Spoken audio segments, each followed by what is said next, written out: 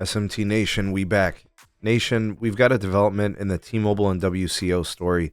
For those of you that don't know exactly what this is, maybe you're new to the channel or you haven't been following this particular story, I'll give you guys a quick overview and summary of what's happened over the last couple of years, and then we'll get to the news that's developed over the last month or so. All right, so I'll be sure to link this older article for you so you guys know what's happening. You can follow kind of the history of this, but it's really a more recent development in November in which the fight likely has taken a turn, and there's some stuff that's going to be unknown, and we're just going to have to wait for things to play out.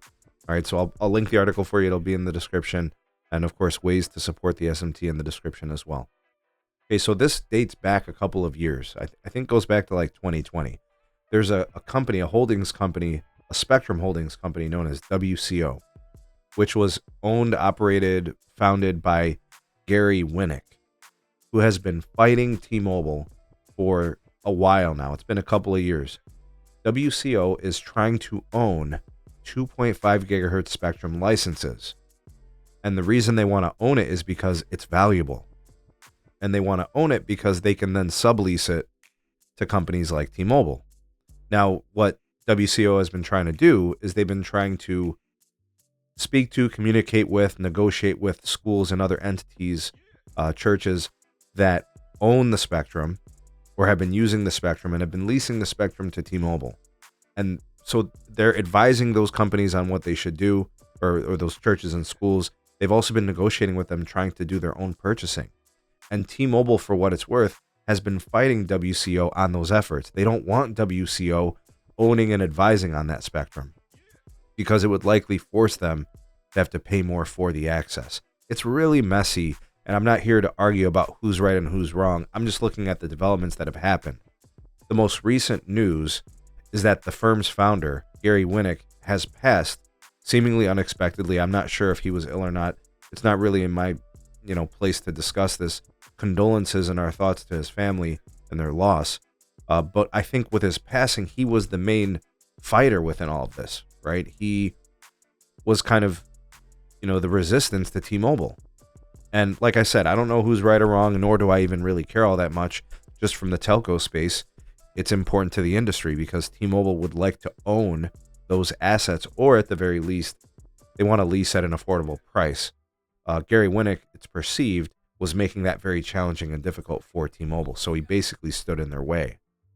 All right, so now with his passing back in November, it's unclear as to how things are going to proceed. In fact, with respect to the defendants in the case in the court filing in November, basically those that represent WCO are basically saying we can't really offer any commentary or further speculate on anything moving forward with respect to counsel because, there's an estate that needs to be sorted out with this man's passing, who's authorized to make decisions on behalf of the company and WCO. I don't know if it's his late wife or if there's children involved or if there are representatives within the company who are going to be making decisions on behalf of the estate or the company. I'm not sure. And I don't think they know either. So they're going to be working through some of those wrinkles and trying to figure that out. But in the meantime, T-Mobile filed a lawsuit against WCO back in July, and that's where all this comes from, right?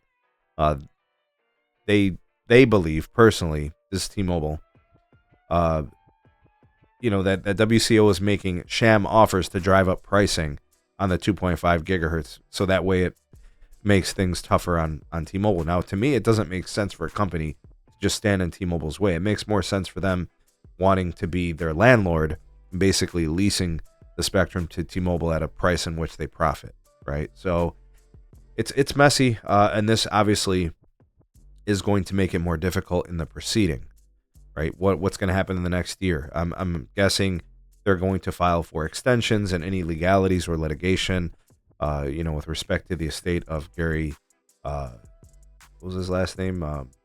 Winnick and the family. We'll have to see how that plays out, but I would not expect any type of resolutions in the near term. It's probably something that won't be explored until further down into 2024. And of course, it's at that moment in time we can kind of figure out, what do things look like for T-Mobile and getting access to 2.5 gigahertz on an ownership standpoint. Because as of right now, in a lot of these instances, they're just leasing. And leasing is a less than ideal situation, especially if a company like WCO becomes the landowner or the landlord of it, and then they're charging exorbitant amounts of money and rates go up basically on T-Mobile. We'll see how this plays out. It's an interesting conundrum. Again, condolences and thoughts to the family of Gary Winnick, and I always like for things to work out for the positive, and hopefully that happens here through all of this. But tell me your thoughts and opinions on this. You all, the voice of the people, the SMT Nation. Let your voice be heard.